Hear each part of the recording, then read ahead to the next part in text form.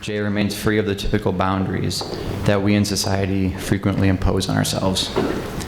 In just a moment, Jay will be speaking on the subject of non-binary gender neutrality and the relation that this has to duality or lack thereof. Upon first meeting Jay, I was immediately greeted with warm acceptance. So please help me return the kindness shown, and let us extend a warm welcome to Jay Star Fox.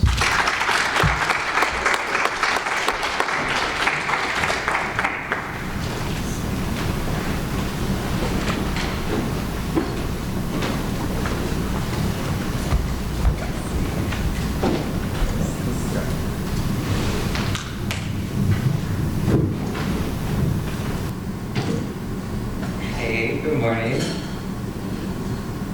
this one working? Okay, cool. I love opportunities to share my story and speak and just like be kind of radically myself. So thanks for coming to listen.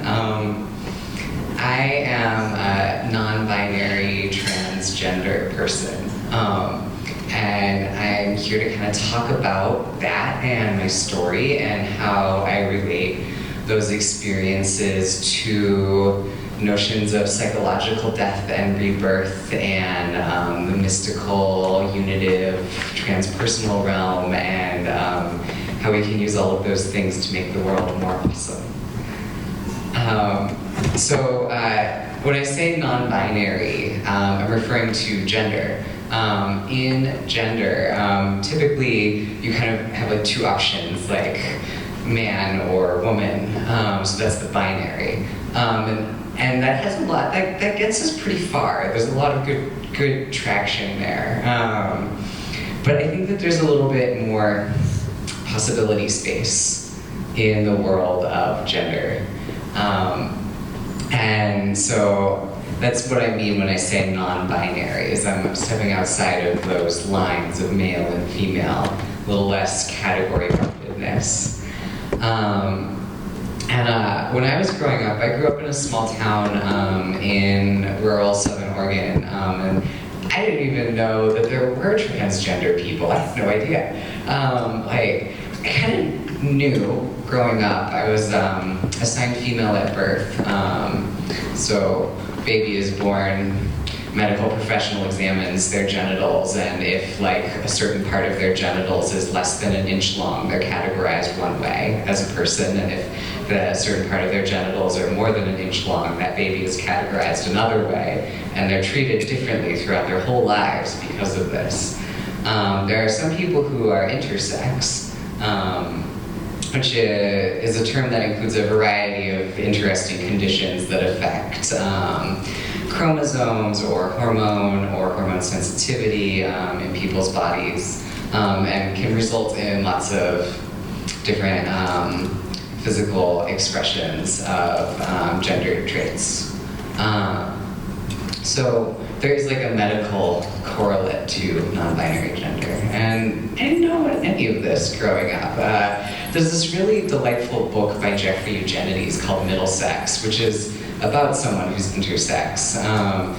And this was kind of like as close as I got to like learning about this kind of weird feeling I had that like something wasn't quite right. And I just figured that like everybody sort of felt that way. Like nobody really fits in right when they're an adolescent. It's just kind of the way life is. And so it was really extraordinary for me when I was 20 and I met someone who was transgender. I just happened to have a crush on this lovely person. And he says to me, "Oh, well, I'm trans." And I was like, "Oh, okay." And then a couple months later, we've been dating and like hanging out all the time, and I was just like, "Wait, do you mean that you," and like it just blew my mind. I had no idea that you could choose to take hormones to change your physical appearance and the way that the world interacts with you. I thought that you just kind of had to like sit there and like cross your fingers and hope that you grew up with the right gender somehow. And so it I got really interested in this, like, what is this transgender thing? I was a linguistics major in college, and my college let you do a big senior project, and so I decided to do mine about the transgender voice. And I was like learning all this cool stuff and all this amazing queer theory, and it was really fascinating. And then one day I sat down and did some like self-inquiry, and I was like, what does all this gender stuff mean to me? And I just kind of like sat with that for a bit. And it was really strange to realize that there was this feeling of like rupture, and like this chasm opened up inside me. I sort of feel like I've been falling down the rabbit hole of gender ever since. And gender can be like a pretty psychedelic place. And one of the things that kind of eases people into thinking about the weirdness of gender is chivalry.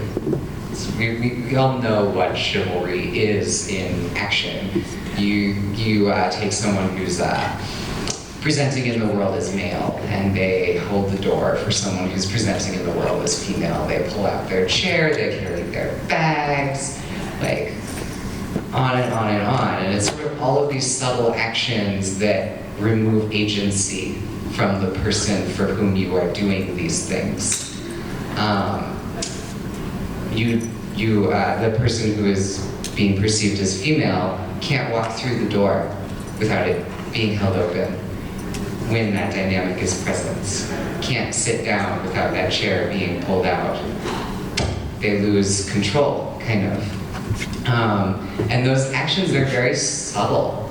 And they kind of reinforce who has the power on like a larger social level, and that's like the person with more privilege, in this case, the person who's moving in the world as male. And so like, even these like really simple little things, stuff with like clothing. So androgynous clothing is basically male clothing in general. I try to toe that line. Purple corduroy helps. And if somebody who is perceived as female wears male clothing, their femaleness is not questioned. But if someone who is being perceived as male wears distinctly female clothing, it puts them in this like marked category. It's othering. There's like a really subtle difference there. These are some of my favorite kind of trippy things about gender, like light versions. I have to remind myself not to go too deep. So there's a word for people who aren't transgender, and that word is cisgender. It comes from chemistry. So a molecule that is trans has undergone a transformation, a change. A molecule that is cis has not. Cis means same. So you have the word cisgender for people who aren't trans. So then you don't have to say things like normal or woman. You say cisgender or transgender, and it's much more positive.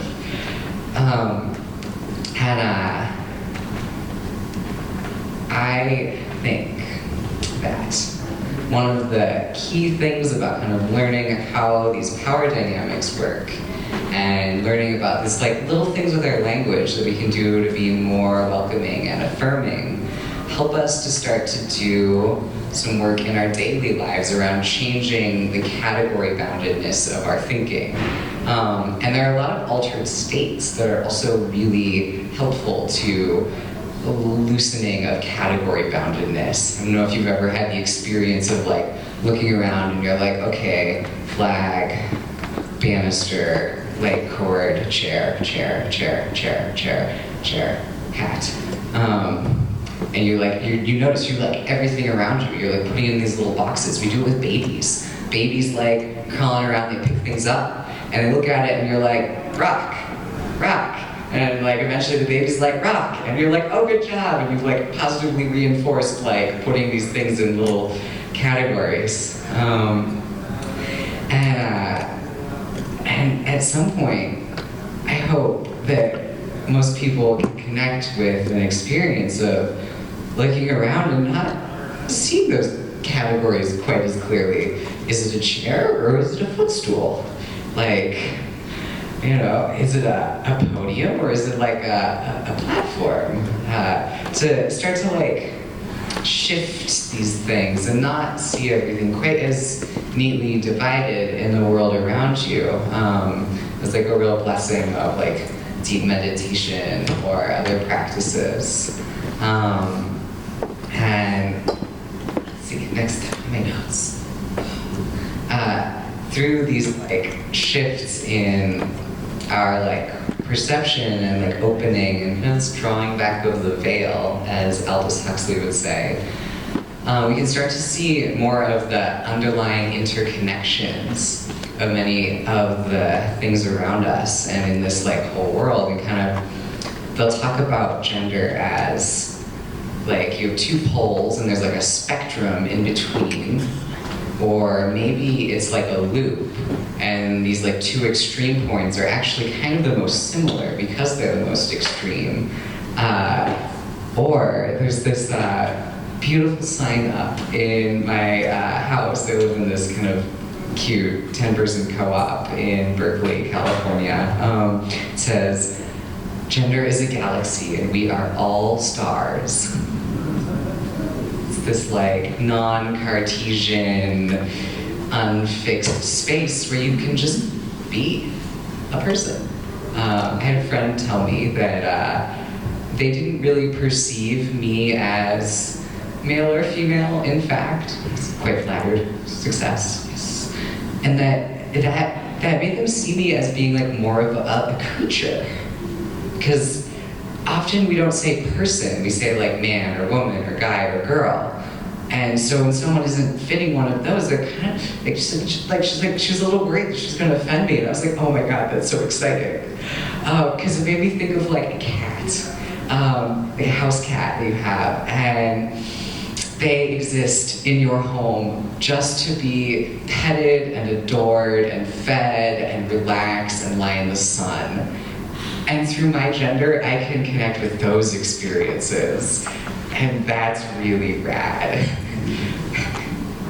I would love to just be pet and fed and adored. That's great.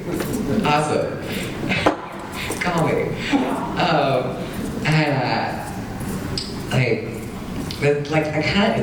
It's weird. You gotta just like, sometimes being that like self, just letting that be, it gets weird. And I would love to bring that around to another connection with psychedelics and altered states. And one of the things I was asked to do as the first speaker was to define psychedelic. So the word psychedelic was coined by Humphrey Osmond. He wrote a little couplet, to fathom hell or soar angelic, just try a pinch of psychedelic. And he coined the word psychedelic in response to the previously used term, which was hallucinogen.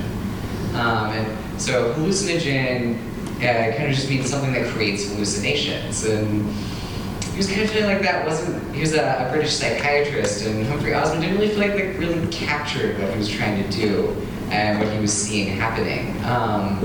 So he coined this word psychedelic, which means mind, psyche, and delic, manifest.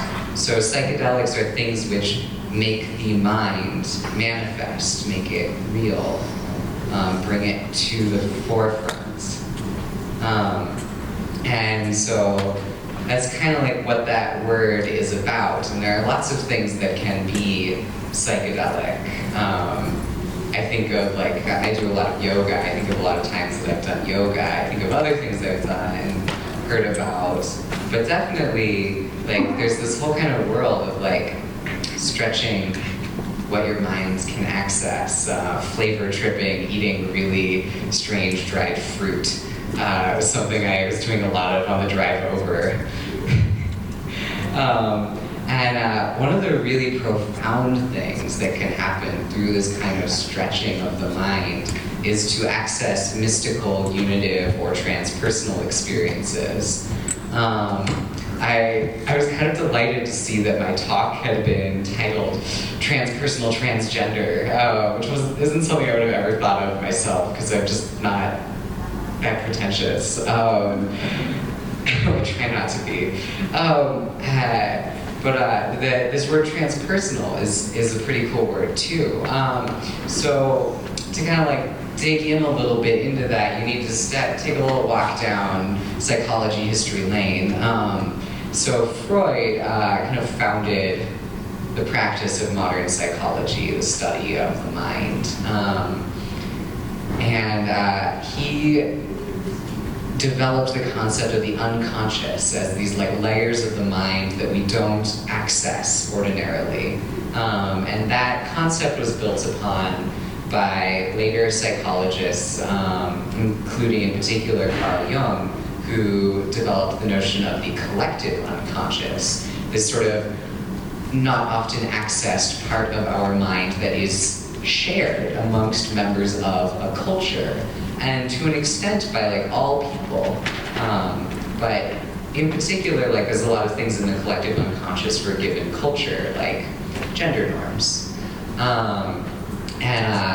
That idea was kind of carried on even further by later psychologists, notably Stan Grof, to include the transpersonal, which is sort of even deeper psychological material that has to do with sort of so-called universal archetypes and experiences, and also this kind of bringing it around to the mystical, this place where sort of all religions have like a lot of structure and like cool paths and like neat things to experiment with, but ultimately all religions are kind of getting at this underlying unity of the universe and our experiences. And this has been a place that's been accessed by shamans and other magical people for a very long time, and has been studied in the 20th century using psychedelics. And I wanted to talk about one of my favorite psychedelic experiments, which is called the Good Friday or Marsh Chapel experiment. It was done on Good Friday in, I think,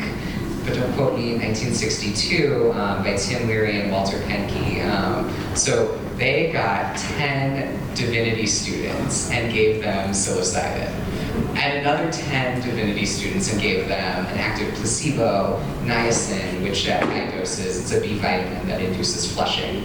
So you feel kind of hot and sweaty and a little tense. So it kind of mimics that like first hour experience, was what they stated.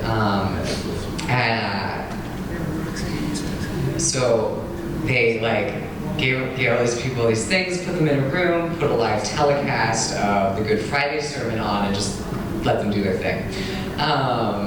And 25 years later, Rick Doblin, the head of the Multidisciplinary Association of Psychedelic Studies, did a follow-up study where he tracked down almost all of these study participants. One of them had died, a couple of them he couldn't find, and he asked them about their experiences. And of the people who had been given psilocybin, every single person he talked to said it was one of the most important experiences of their life and had been like instrumental in shaping their religious practice. Many of them had gone on to be ministers after divinity school. And so it's had a profound, this single experience in this study had a profound experience, had a profound impact on these people's lives.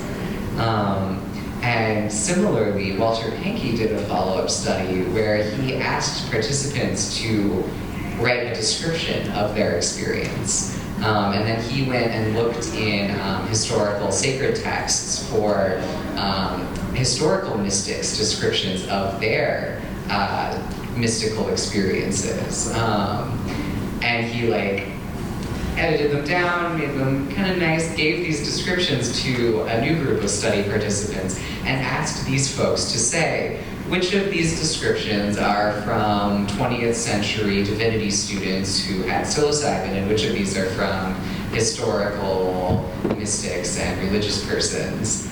And respondents did worse than chance. They were more often thinking that the modern psilocybin experiences were ancient mystical experiences, and that the sort of ancient mystical experience descriptions were seemed more like what they expected someone to experience in a controlled study using psilocybin. So funny outcome there. To just kind of show like our perception of the validity of our experiences may not actually match up with what a larger consensus reality will confirm for us. We ask the right questions. So one of the things that Walter Pahnke was developing was this kind of mystical experience scale. He was trying to understand like what are the individual nuggets that add up to create this kind of profound experience. And so we came up with a number of things. I chose 7 of my favorites to mention to you. Deeply felt positive mood, a feeling of objectivity or reality, which is called the noetic quality. Love that word, noetic. Sacredness, enduring positive change, shifts in perception of time and space, non-duality and paradoxicality. These last two, non-duality and paradoxicality, I really love.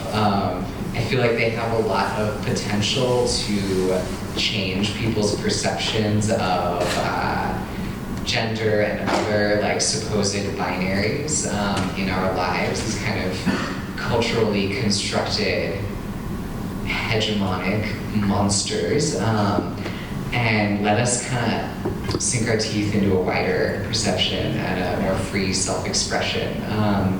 And one of the things that I've noticed when I talk about gender is that people get this kind of sense that we're like slowly moving toward more open, free, liberal expression of gender and sexuality and queerness and all of that. And I think it's really helpful to ground that in an acknowledgement of some of the like different genders and sexualities that have existed in different cultures around the world for a long time.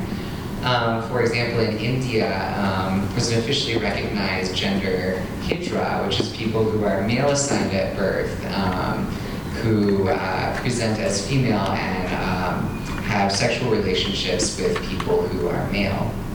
And you can get hijra on your official paperwork if that is who you are. Similarly, in New Zealand, the Maori culture has always recognized people who were transgender or did not have a gender. And just recently in New Zealand and Australia, you can get on your official paperwork either gender marker M, F, or X on your state ID, driver's license, and your passport. That's pretty cool. In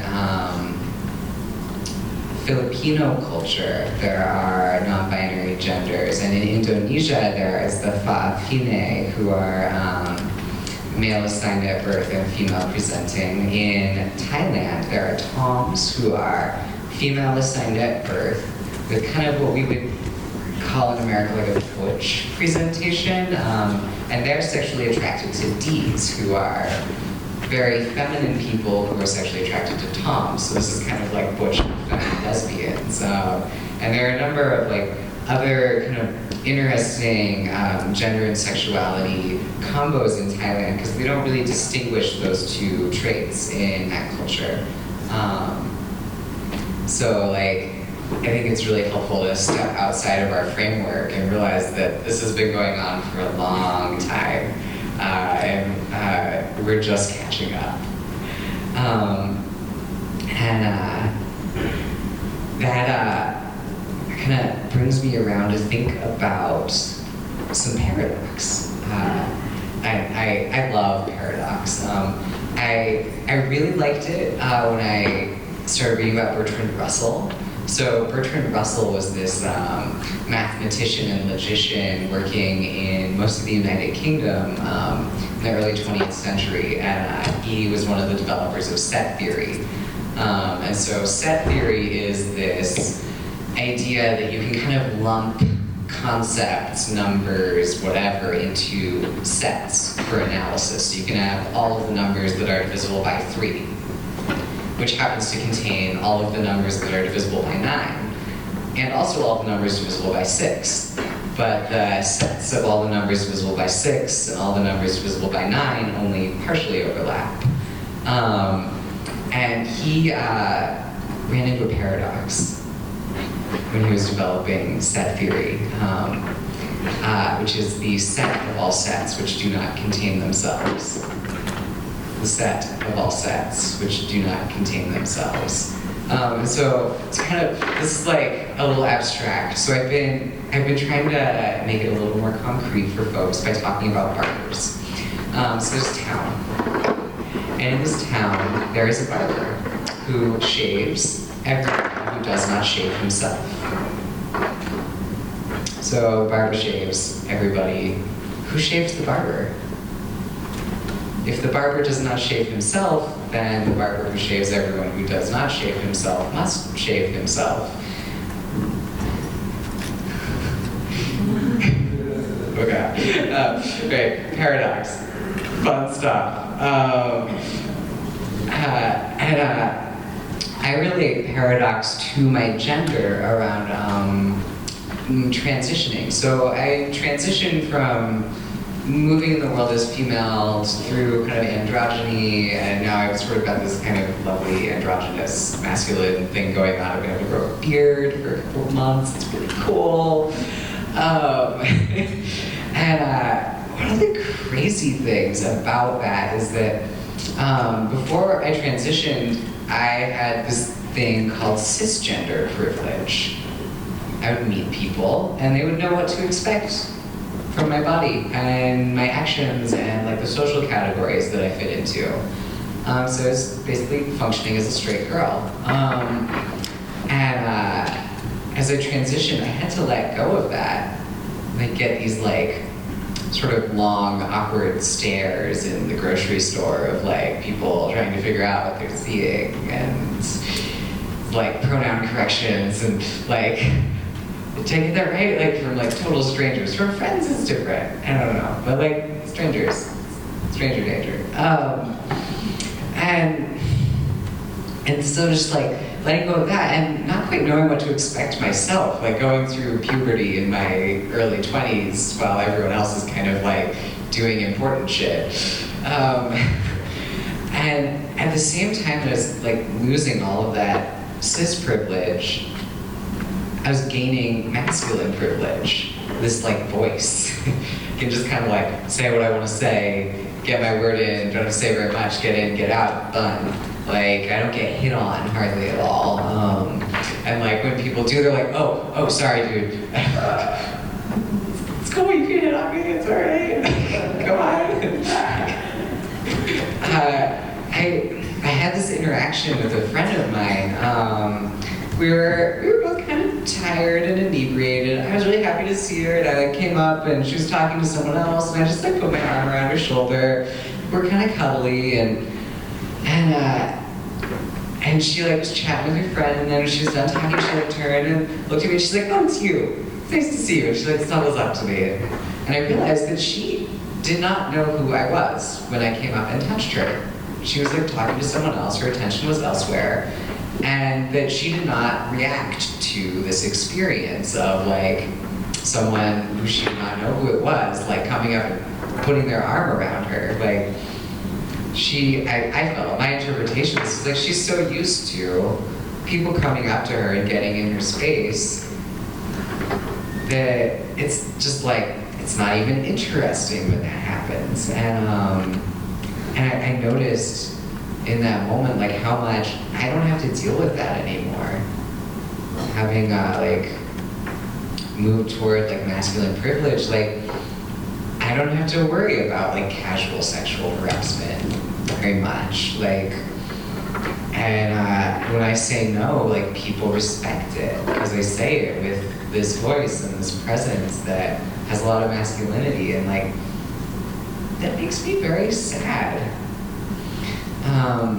And to kind of feel like I didn't earn that, and nobody earns that. Like no one deserves that because it comes at someone else's expense always. To have like more privilege than another person, to have my personal space and my body be respected more. And I don't really understand it, but I see it happening. And like, I think about it all the time.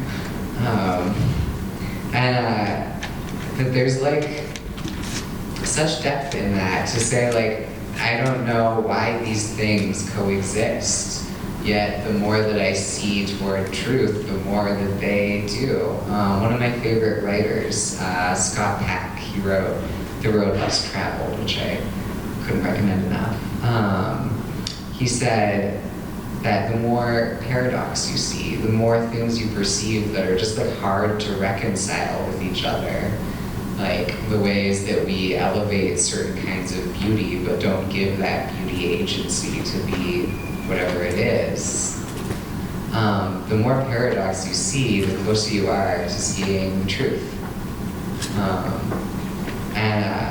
It kind of lets me step toward non-duality, this idea of like multiple truths existing uncomfortably together. Non-duality is like really interesting because it's not multiplicity and it's not unity, it's both. Like I think the word non-duality kind of inherently contains a paradox in that it points to this multiplicity and it also points to this unity, because if things are non-dual, they're one, but also if they're non-dual, they're many. I really like that. One of the things I really like about that intersection of many and one is the pronoun they as a singular gender-neutral reference, and I try to use it a lot when I'm just talking about people. So there's a historical precedent for using they as a singular pronoun in English. We didn't come up with this ourselves. I highly recommend it. It's gaining a lot of traction in academic communities and more popular writing. And it is a little disorienting at first, because you're like, one person, more than one person. But the fact is that like we all contain a multiplicity. We have these multifaceted, like, brilliant, shining selves. So like, why not speak to that on occasion and recognize that the like he and she are really useful in certain contexts as well.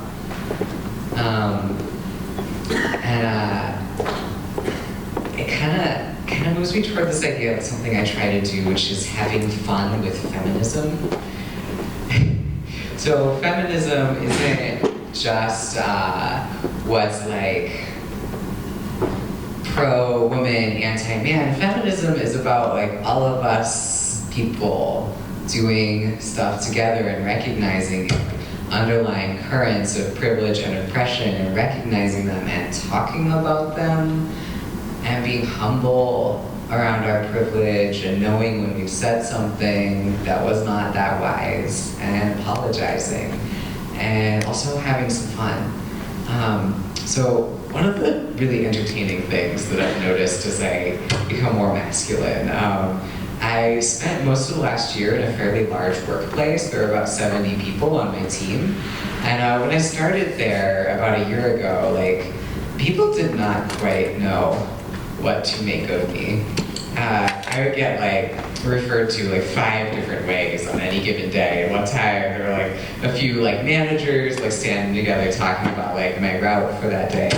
And I just happened to be walking by and I got to hear like these 5 guys like standing uncomfortably around, and like one of them is calling me she, and one of them is calling me he, and one of them is calling me they, and one is just using my name, and one is like standing there looking really confused and threatened, and just kind of loved it. They were so disoriented. I was actually a little disappointed when after a few months, like enough people had asked and told other folks that it sort of smoothed out. It was a little less absurd every day. But one of the things I noticed that people were doing is I'd get there and guys would say, "What's up?" And my inclination, I was socialized as a girl. When somebody asked me how I'm doing, is to like give them like a polite answer. You know, "Oh, I'm doing great," or maybe to actually like say like, "Hey, I could use some help. Do you think we could talk about this for a minute? Do you have a second?" But when somebody says "What's up," the correct response is to say "What's up?" or "Hey." You're not supposed to smile and say, "Well, since you asked." And I'll just do that, and like, some people are like, "Oh God, what do I do?" But every once in a while, somebody will just like, look at me, and they'll just start laughing, and it's just perfect. And like, I've taken this like offering of like, bro club, like, welcome, have fun with us here, and I just like totally undermined it. I'm just like, no, it's good, you do you. And I think there's like lots of other little opportunities for that. Accessorizing can add little jokes to otherwise very like gender conforming outfits, and being really like warm and friendly and authentic has some amazing disarming properties when used tactfully. And it kind of shifts people's expectations of what feminism is and why feminism is like a really positive force. Because if all of a sudden you're like both laughing because like this person was about to hold the door for you and you went and like grabbed the door for them, and you just both stand there and like smile at each other and wait, like it's funny. And like that kind of physical humor is really amazing for how it can like help you to be humble without feeling guilt. Can like use positive moods and positive experiences to help us like be wiser and kinder to each other. And I have this idea that like the more we transgress these like expectations of our social behavior in these reified categories, that the more we can do to like eliminate the harm that's done by those. Because people with privilege, with more privilege, wind up like being hurt by systems of oppression in all kinds of ways, just the same as people with less privilege do. And it's different dynamics, and you need different things. And one of the things that my friends have told me is like, white people need to talk about race together. For example, religious people need to talk about tolerance with each other. There's all these different intersecting areas of these like culturally constructed categories. There's this word reified, which I love. Reification.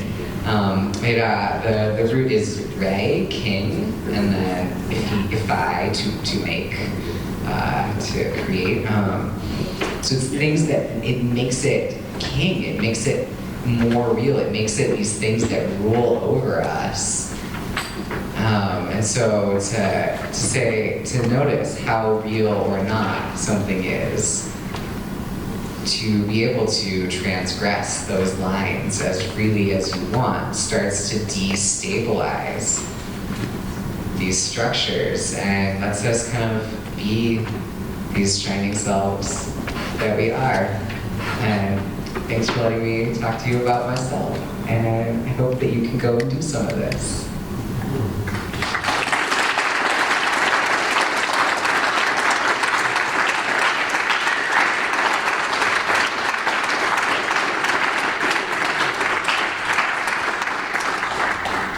I don't know if we have time for questions or what the deal is with that.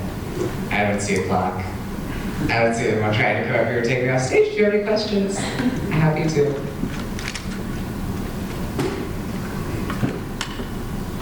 Just an acknowledgement. It's just beautiful. The bravery of you positioning yourself to be a law.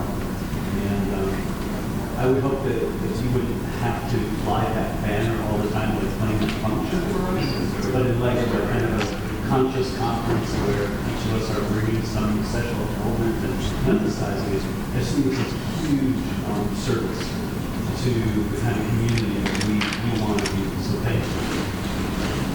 Thank you. It's a pleasure. Yeah. Annie? As somebody who's born female, I very much envy the strength that the testosterone that you're taking gives you, physical strength. Can you talk a little bit more about your physical changes that your body has gone through after beginning to take testosterone? Yeah. So I started taking testosterone like 2.5 years ago. And I started on a very low dose, like kind of a quarter of a standard dose. And I've only moved up to like 2/3 of a standard dose. And I feel pretty good. And I talked to my doctor and they're like, great, do your thing, take care of yourself. So, the first thing that I noticed, this was like within 24 hours, was like so much energy. It was like crazy. And I was so horny. It was just like, where's the fire hydrant? Where's the fire hydrant? It was ridiculous. My clit got a lot bigger. It's like the size of my thumb, kind of wild. It was like my voice changed. It just sounded like I had a cold for like a year. My whole singing range disappeared, which was a blow for me because I had been a classical singer with like a 5-octave range, like crazy. So it's been really neat to like, as my voice has settled down, return to that and this like lovely falsetto again. It's very pretty. I can do like 10 pull-ups in a row. I've been able to do that since I was like 8. I didn't weigh anything. I had to go through menopause and puberty at the same time. So I have like hot flashes, insomnia, like crabby and irritable. And I'm also like horny and like can't contain myself. And I'm like irritable and reckless and like interested in doing things very quickly and in more exciting ways. And so it was crazy. And just like one of the things I had experienced a lot of in the past was social anxiety, and that is just kind of like the like crazy like track in my head of like, oh my god, what does this person think of me? What's going on? Is like kind of lifted. I've talked to a lot of other trans folks who have gone through like different kinds of hormone transitions. And they report that, yeah, like taking estrogen made them feel so much more aware of what everyone else thought about them. And that taking testosterone kind of like brought them a little like a step further away from what like everybody was thinking about them. And I've gotten to watch like the fat redistribute in my body, and I've gotten so strong. I've done a lot of bike delivery, and it was kind of a joke for a few months. Like every week my route would get like 15 minutes faster. It's just like really ridiculous. I kind of like tell this joke, like I don't take anabolic steroids for nothing, and I like lift like some big thing for somebody. I have a beard, and the like fat on my face has changed a little. All these kind of subtle things, and hairier, and I stink. It's lovely.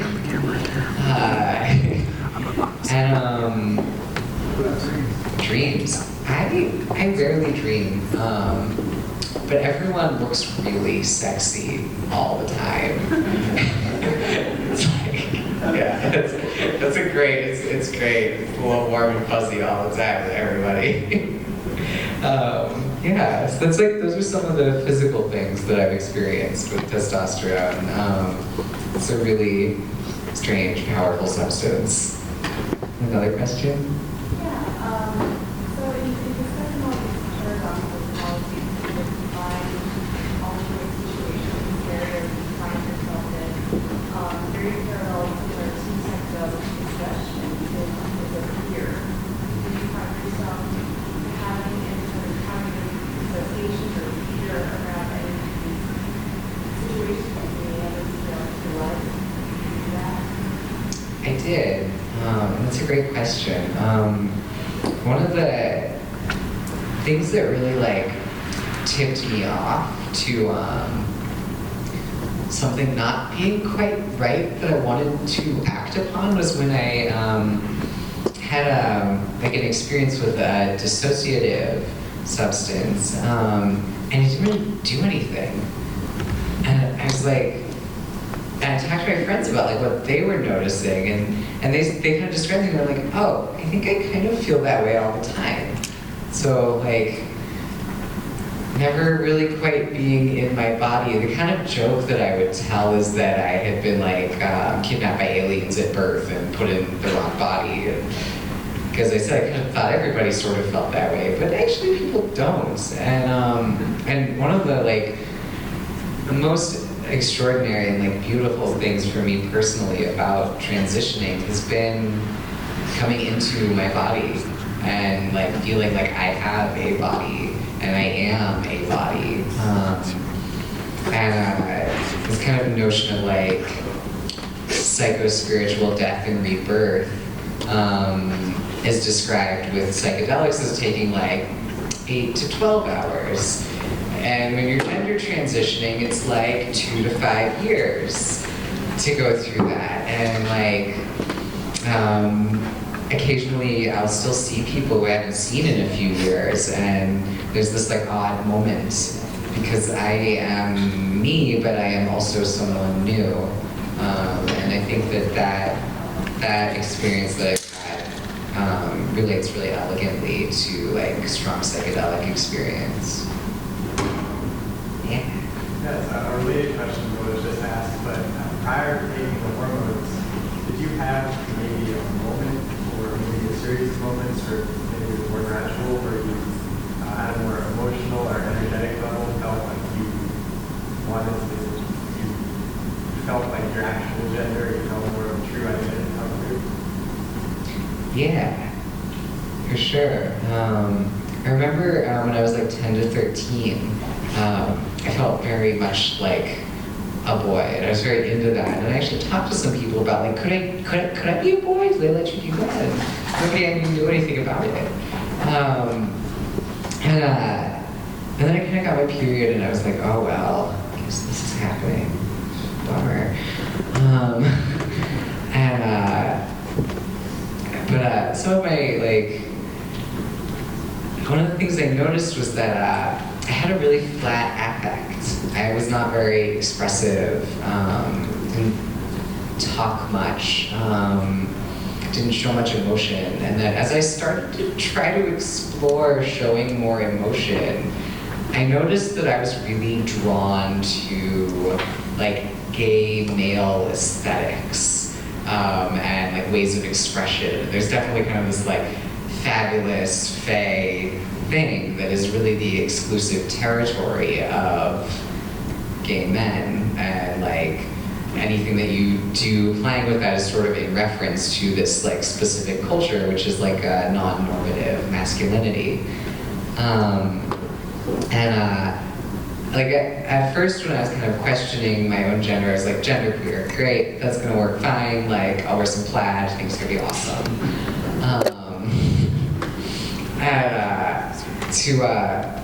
I kind of kept going with that, and I got a type of birth control that stopped my period, and that it wasn't just like, oh, that's convenient, oh, that's nice. It's like, oh, this is a much nicer way to be in my body.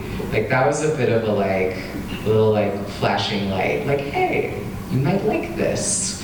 You might want to try more of this. And it's funny because I really like beautiful clothing and like playing with style. And when I was a kid, like I wore dresses a lot. And this was the thing that my parents brought up for me often. Was they're like, but you always wore dresses when you were 4. Trans guys don't wear dresses when they're 4. That's how you know that they're trans guys. It was like, but there are lots of guys who love wearing dresses when they were 4. And I think I'm one of those guys. And having that conversation with my dad was really powerful. And he like actually sat and listened to me. And it was really like, that was a really like special way to be seen. And it was actually my doctor who encouraged me to have that conversation with my dad before I started transitioning, even though it was very intimidating.